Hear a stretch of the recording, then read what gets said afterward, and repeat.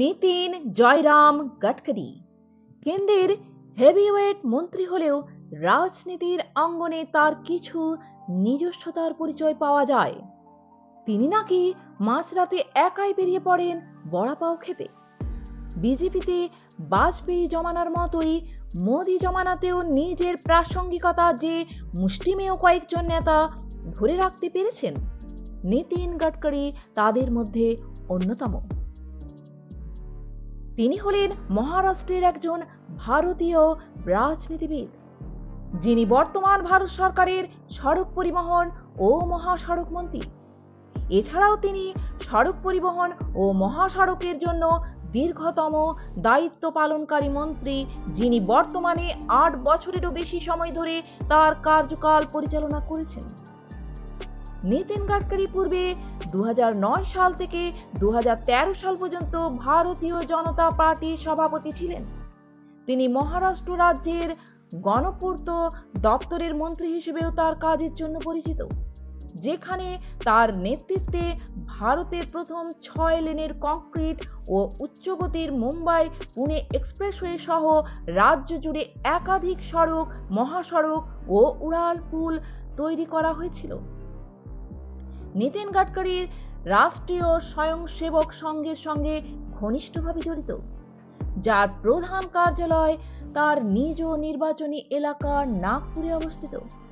তিনি বর্তমানে লোকসভায় নাগপুর কেন্দ্রের প্রতিনিধিত্ব করেন এবং পেশাগতভাবে একজন আইনজীবী। তার অধীনে থাকা অতি ক্ষুদ্র, ক্ষুদ্র ও মাঝারি শিল্পোদ্যোগ মন্ত্রকের দপ্তরটি ২০২১ সালে ৭ই জুলাই মন্ত্রিসভা রদবদলের সময় মন্ত্রিসভা সম্প্রসারণের অংশ হিসেবে মহারাষ্ট্রের আরেক বিজেপি সাংসদ নারায়ণ রানেকে পুনরায় অর্পণ করা হয়েছিল। আসুন জেনে নেওয়া যাক নীতিন গডকরির জন্ম ও শিক্ষা।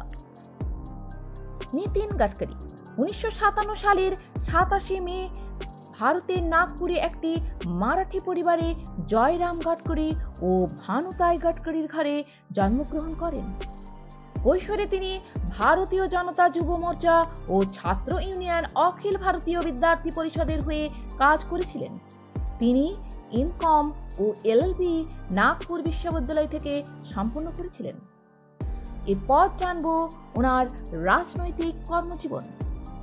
নীতিন গডকরি ১৯৯৫ সাল থেকে ১৯৯৯ সাল পর্যন্ত মহারাষ্ট্র সরকারের গণপূর্ত দপ্তরের মন্ত্রী হিসেবে দায়িত্ব পালন করেছিলেন। তিনি বিজেপির মহারাষ্ট্র রাজ্য একক সভাপতি হিসেবে দায়িত্ব পালন করেছেন। নীতিন গডকরি বেসরকারীকরণকে দৃঢ়ভাবে সমর্থন করেছিলেন, যখন তিনি বেসরকারি সংস্থাগুলি থেকে অবকাঠামোতে বিনিয়োগের জন্য প্রচার করেছিলেন। তিনি বেসরকারি বিনিয়োগকারী, ঠিকাদার, নির্মাতা এবং বিভিন্ন বাণিজ্য সংস্থার মধ্যে বেশ কয়েকটি বৈঠকে বক্তৃতা করেন এবং বিপুল পরিমাণ বাজেটের প্রকল্পগুলিকে বেসরকারীকরণের দিকে এগিয়ে দিয়েছিলেন। পরবর্তীকালে রাজ্য সরকার গ্রামীণ সংযোগের জন্য ৭ বিলিয়ন বরাদ্দ করেছিল। পরের ৪ বছরে মহারাষ্ট্রে সকল আভায় ব্যবহারযোগ্য সড়ক যোগাযোগ মোট জনসংখ্যার ৯৮% মধ্যে প্রসারিত করা হয়েছিল। প্রকল্পটির লক্ষ্য ছিল ১৩,৭৩৬টি প্রত্যন্ত গ্রামকে সড়ক সংযোগ প্রদান করা, যেগুলি স্বাধীনতার পর থেকে সড়ক পথে সংযোগহীন ছিল।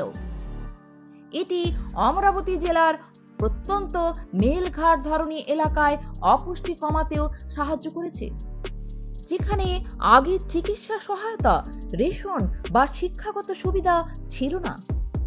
ইউনিয়ন সরকার তাকে রাষ্ট্রীয় গ্রামীণ সড়ক উন্নয়ন কমিটির চেয়ারম্যান নিযুক্ত করেছিল। একাধিক বৈঠক ও অধ্যয়নের পর গডকরি ইউনিয়ন সরকারের কাছে তার রিপোর্ট জমা দিয়েছিলেন এবং ভারতের তৎকালীন প্রধানমন্ত্রী অটল বিহারী বাজপেয়ীর কাছে উপস্থাপনা প্রদান করেছিলেন। তার নতুন প্রতিবেদন গৃহীত হয়েছিল এবং ৬০০ বিলিয়ন মূল্যের একটি উচ্চাভিলাষী গ্রামীণ সড়ক সংযোগ প্রকল্প, প্রধানমন্ত্রী গ্রাম সড়ক যোজনা চালু করা হয়েছিল। তিনি পাবলিক লাইব্রেরি নাসিক কর্তৃক ২০২০ থেকে ২০২১ জন্য সবচেয়ে দক্ষ সংসদ সদস্যের জন্য প্রয়াত মাধবরাও লিমায়ে পুরস্কার পেয়েছেন। এহেন রাজনৈতিক নেতার ততোধিক রঙিন কর্মজীবন উঠে আসবে বড় পর্দায়। প্রকাশ্যে গডকরি ছবির টিজার। পরিচালক অনুরাগ রাজন ভূষারি জানিয়েছেন, রাজনীতিতে নীতিন গাডকারি অনবদ্য এক চরিত্র। একজন আন্দোলনকারী থেকে ক্যাবিনেট মন্ত্রী হওয়া যে জার্নি তিনি তৈরি করেছেন তা সত্যিই অনুপ্রেরণাদায়ক। শুধু তাই নয়, তার ব্যক্তিগত জীবনও বেশ আকর্ষণীয়। খুব শীঘ্রই সব প্রশ্নের উত্তর পাওয়া যাবে। ছবিটি প্রযোজনা করেছেন অক্ষয় আনন্ত দেশমুখ। গডকরি ছবিটি মারাঠি ভাষায় মুক্তি পাবে 27শে অক্টোবর। তো আজ এ পর্যন্তই বন্ধুরা। তথ্যগুলি ভালো লেগে থাকলে আমার চ্যানেলটিকে সাবস্ক্রাইব করে পাশে থাকবেন। দেখা হবে পরের ভিডিওতে।